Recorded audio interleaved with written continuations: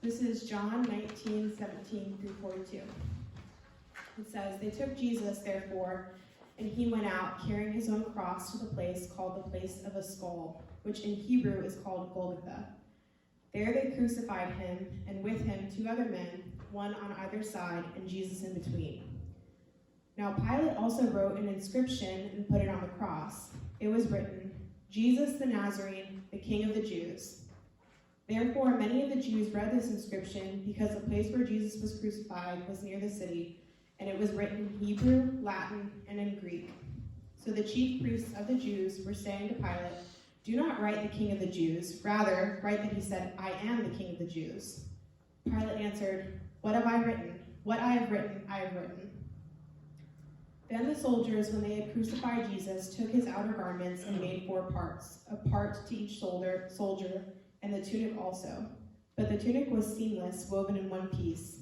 So they said to one another, 'Let's not tear it, but cast lots for it to decide whose it shall be.'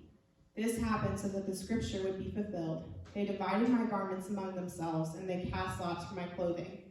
Therefore the soldiers did these things.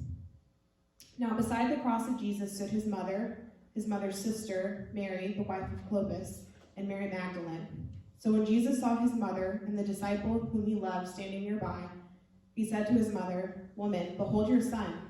Then he said to the disciple, 'Behold your mother.' And from that hour the disciple took her into his own household.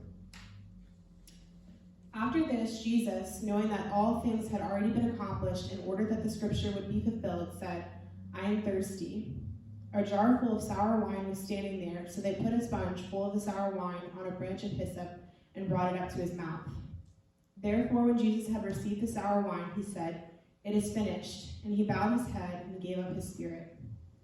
Now then, since it was the day of preparation, to prevent the bodies from remaining on the cross on the Sabbath, for that Sabbath was a high day, the Jews requested of Pilate that their legs be broken and the bodies be taken away.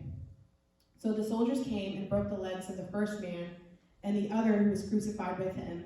But after they came to Jesus, when they saw that he was already dead, they did not break his legs.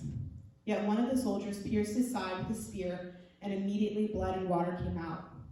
And he who has seen testified, and his testimony is true, and he knows that he is telling the truth, so that you may also believe. For these things took place that the scripture would be fulfilled. Not a bone of him shall be broken. And again another scripture says, 'They will look at him whom they pierced.'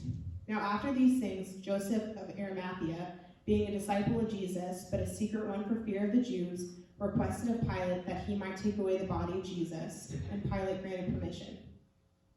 So he came and took away his body. Nicodemus, who had first come to him by night, also came, bringing a mixture of myrrh and aloes, about 100 litras weight.